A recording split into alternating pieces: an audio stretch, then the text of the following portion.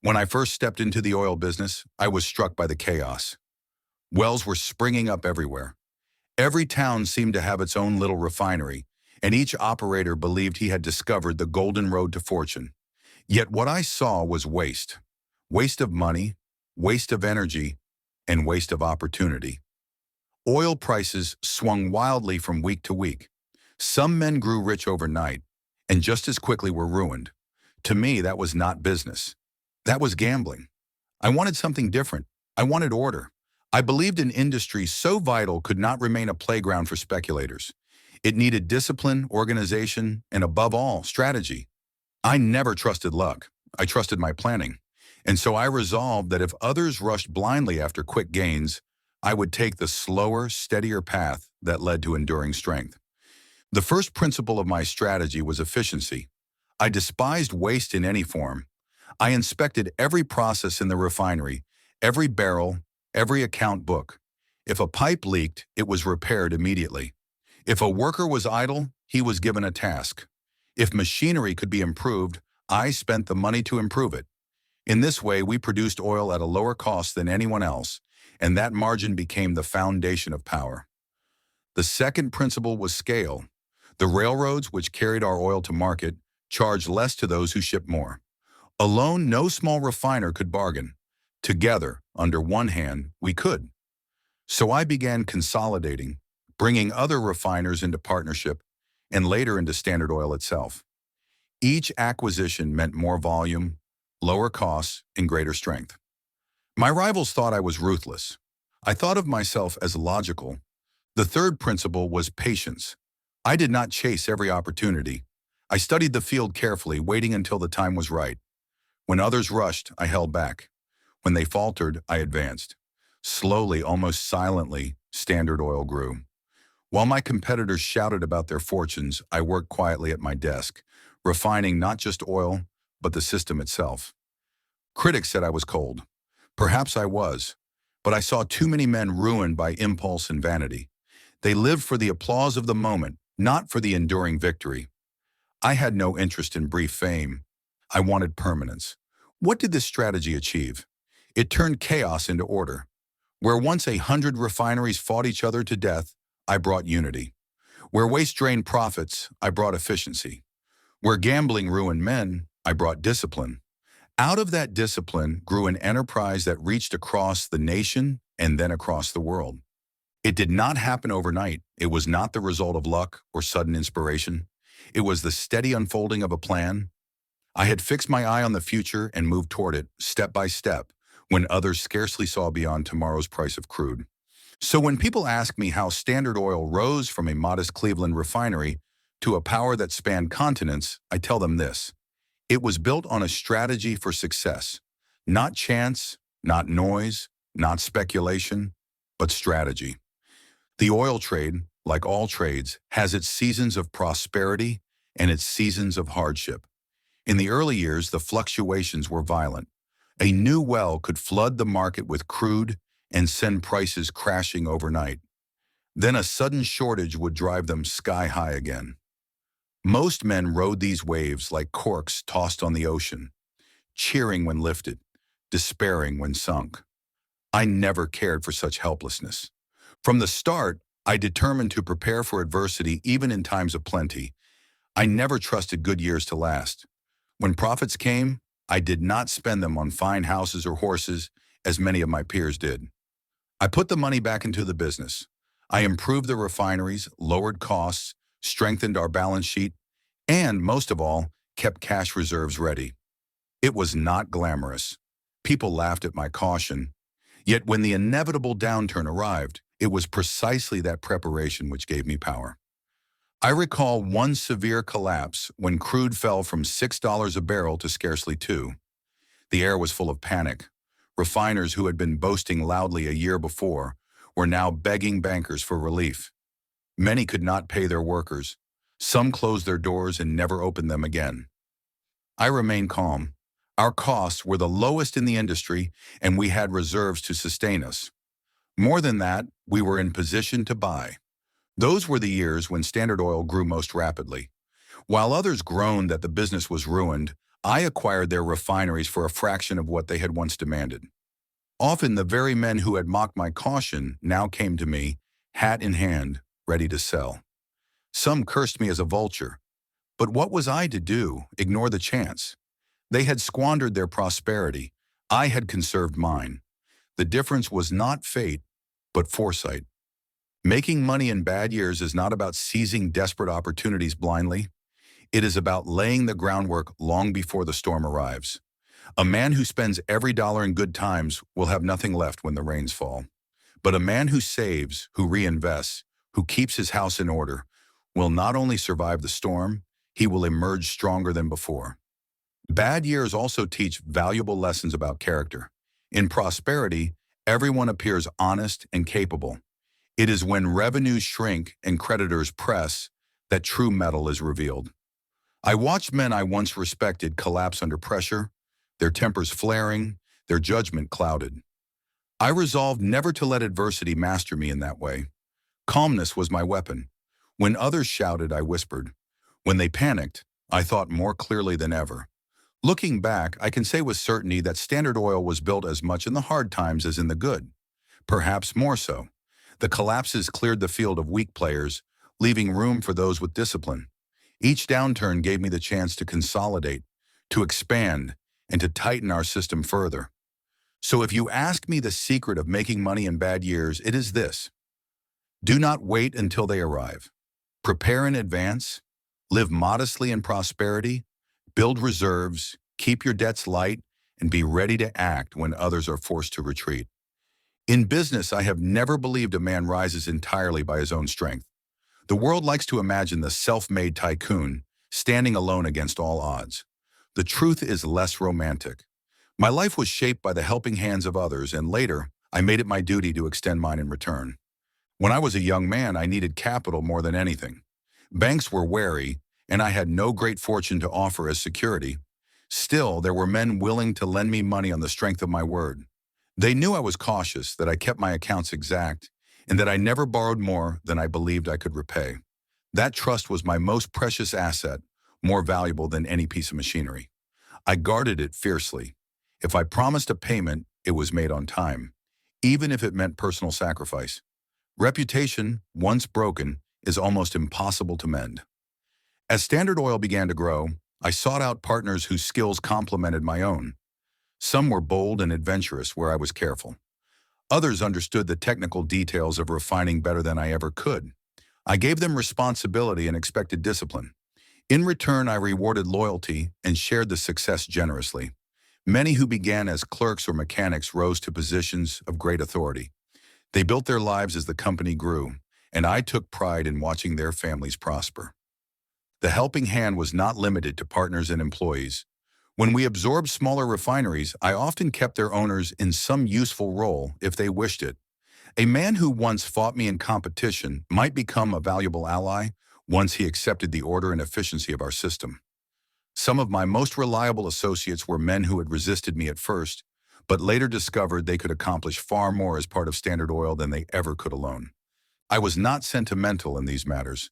Business required discipline, but I never forgot that every enterprise, no matter how large, is built upon people. Clerks balancing ledgers late at night, workers tending the stills, bookkeepers watching the flow of cash. To encourage them, to show fairness, and to provide security was not charity but sound practice. An enterprise is strongest when all who contribute feel they are part of something greater than themselves. Beyond business, I carried the same principle. From my earliest earnings, I set aside money for the church and for charity. At first, the sums were small, but the habit was more important than the amount. As my fortune grew, so did the scope of my giving. I supported schools, hospitals, missions. I did not consider it an act of generosity, but of duty. Wealth is a trust, and the one who holds it must discharge that trust wisely. When I look back, I know that without the helping hands extended to me, I could never have built what I did. And without offering my own in return, the wealth would have been meaningless. Business is competition, yes, but it is also cooperation. No empire is built by one man alone. In every negotiation, I paid as much attention to a man's manner as to his words. Figures can be adjusted, Promises can be exaggerated, but the tone of a man's voice and the look in his eyes often reveal the truth. One phrase of mine became well known. Your anxiety to sell makes me feel uneasy. It was not a clever remark. It was an honest confession. When a man presses too urgently to close a deal, I wonder why. If his business is as strong as he claims, why does he rush to unload it? If his refinery is sound, why should he plead for me to buy it? Desperation is a signal of weakness, and weakness in business is dangerous. I have always preferred to walk away from a bargain that felt unsteady rather than tie myself to another man's hidden troubles. This attitude guided many of my acquisitions. Standard Oil grew by absorbing smaller refineries, but I never bought blindly. We investigated every detail: the quality of the stills, the skill of the workers, the balance sheets, the debts outstanding. If an owner seemed overeager, it only sharpened my scrutiny. Too often that eagerness concealed problems: obsolete equipment, unpaid bills, or creditors waiting impatiently outside the door. Patience was my greatest ally in these negotiations. Even when I desired a property, I never showed it. I moved slowly, deliberately, sometimes allowing weeks to pass without action. My counterparts grew restless, fearing the opportunity would vanish. In their restlessness, they often lowered their price. Some accused me of cruelty, but I simply refused to let emotion rule the bargain. Calmness is not cruelty, it is strength. I recall one instance in Cleveland when an owner approached me with a refinery he wished to sell.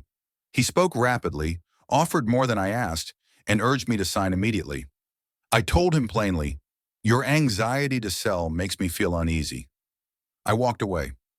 Months later, he returned, his position worse than before, and the price lower. We bought on terms that were fair to us, and he was relieved to escape his burden. If I had allowed his urgency to become my urgency, we would have overpaid. The same principle applied beyond acquisitions.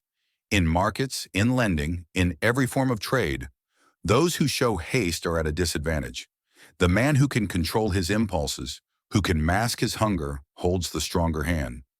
Most failures I witnessed were not due to lack of opportunity, but to lack of patience. Men snatched at small profits, revealing their desperation, and missed the larger gains that come only to the disciplined. Standard Oil itself was built on this philosophy. We were never in a hurry to announce, to boast, or to chase every opening. We studied, we prepared, and we moved only when the time was ripe. The world called it secrecy. I called it prudence. So when I warned a seller that his eagerness made me uneasy, I meant exactly that. I could not trust a bargain made under pressure. Calmness, deliberation, and patience. These were the pillars of my method. Through the years, I grew accustomed to hearing those words. "John, it can't be done." They came from partners, from bankers, from competitors, and sometimes even from friends who wished me well, but could not see the vision I carried. They meant to caution me, but I never allowed their doubts to set the boundaries of what was possible. One example stands out clearly. In the early days when talk of transporting oil through long pipelines first arose, most men laughed at the notion. They insisted it was impossible.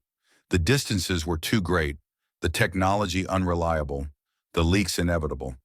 The railroads themselves encouraged this skepticism, for they profited handsomely from carrying oil in barrels. They repeated again and again, "It can't be done." But I knew that if we could master the pipeline, we would gain independence from the railroads and a steadier flow of oil to market. So we pressed forward. We invested, experimented, and endured failures. There were leaks, breakdowns, and setbacks that seemed to prove the skeptics right. Yet we persisted, improving the pipes, strengthening the joints, refining the pumps. Slowly, mile by mile, we extended the lines. In time, oil flowed smoothly across great distances, quietly and steadily, at a fraction of the former cost.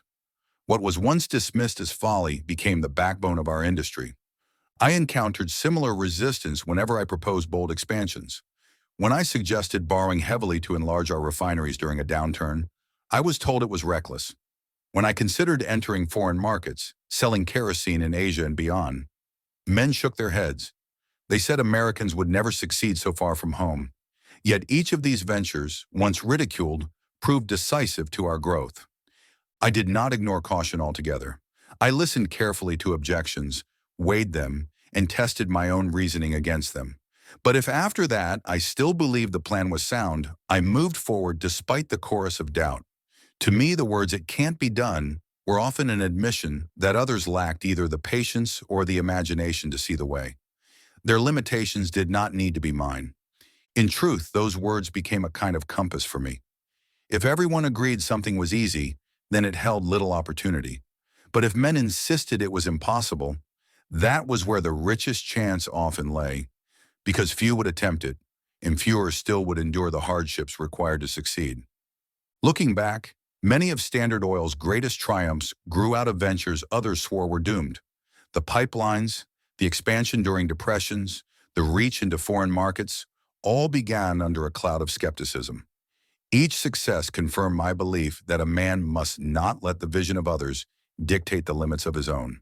So when men told me, "John, it can't be done," I listened politely, but in my heart I translated their words into something else. I am not willing to attempt it.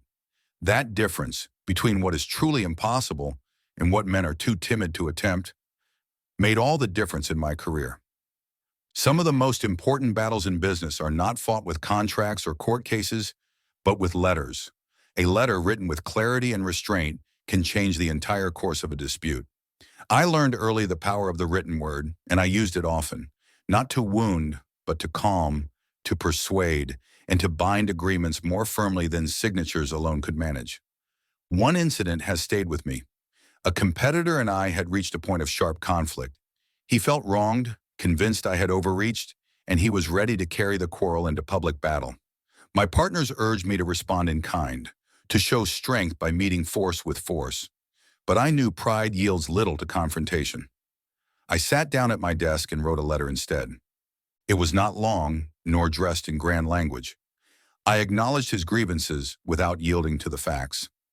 I appealed to his sense of fairness and pointed out the ruin both of us would face if we let anger dictate the outcome. I reminded him of the larger opportunity before us, that cooperation could enrich us both far more than litigation. His reply surprised even me. Gone was the heated tone. He wrote back in measured words, almost with gratitude, and within weeks the matter was settled by agreement rather than by lawsuit. That single letter, written in calmness, saved years of bitterness and expense. It was not an isolated case. Throughout my career, I found that the discipline to write clearly and promptly became one of my greatest tools. Businessmen of my generation placed great weight on written correspondence. A man who answered letters quickly, with exact figures in a courteous tone, soon gained a reputation for reliability. I made it my habit to respond without delay and to let my letters show firmness without arrogance. In time, many men trusted my word on paper as much as they trusted a signed bond. The remarkable thing about such letters is not the ink or the paper, but the spirit behind them. They reveal whether a man has control over himself. Anyone can shout across a table. It takes restraint to put your thoughts on the page in measured terms, knowing those words will be read and reread long after they are written. I never claimed to be eloquent. I did not write to impress. I wrote to be understood, to bring order to disputes that might otherwise spiral into chaos. That habit proved as valuable as any refinery or pipeline. Many times, while others blustered, a few calm sentences carried the day. Looking back, I consider that letter, and many others like it, as reminders that strength does not always roar. Sometimes it whispers, steady and precise, across the page. If there is one force that guided me more than ambition or even the desire for wealth, it was duty. From boyhood I felt it, heavy on my shoulders, and I never set it down. My father was unreliable, restless, often gone, sometimes dishonest. I learned quickly that if I were to make something of myself, I could not follow his example. I chose the opposite path: steadiness, reliability, and a stern sense of responsibility in all matters. When I began in business, that sense of duty meant keeping exact accounts, paying debts promptly, and fulfilling every promise to the letter. If I owed a man $1 on Tuesday, he received it on Tuesday without excuse. Reputation grows from such small acts repeated over years. It was not brilliance that earned me trust. It was consistency. Men knew they could rely on me, and in business that reliability is more valuable than genius. As Standard Oil grew, the responsibilities multiplied. It was not only partners and creditors who depended on me, but thousands of workers and their families. They needed stability, wages paid on time, and the assurance that their labor served a purpose larger than themselves. I felt bound to provide that order. To many, I may have appeared severe.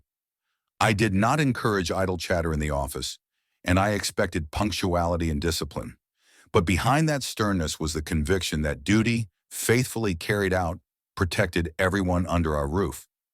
Duty extended beyond the business. From the earliest dollars I earned, I set aside a portion for the church and for charitable works. At first the sums were modest, but the habit was firm. Later, when fortune swelled, the giving grew accordingly. Schools, hospitals, missions, universities. I did not view it as generosity, but as obligation. Wealth is entrusted to a man, not for his indulgence, but to be used for the betterment of others. To hold riches without discharging that duty is to invite decay of character. I never saw duty as a burden to complain about. It was the compass by which I navigated decisions. There were times of temptation when an easier path beckoned, when compromise promised quick gains. But I measured those moments against the standard of duty, and it kept me from straying. Others may have called it rigidity. I called it integrity. There is a certain peace that comes from living under a sense of duty. One does not waste energy in constant reconsideration. The path is clear. Fulfill obligations, honor commitments, act responsibly even when it is costly. That clarity spared me from many of the errors that ruined other men. Looking back, I know ambition alone would never have carried me so far. Ambition burns hot but can consume itself. Duty burns steadier. It is less dazzling perhaps, but it endures. And in the end, endurance is what builds an empire. Talk will carry a man only so far.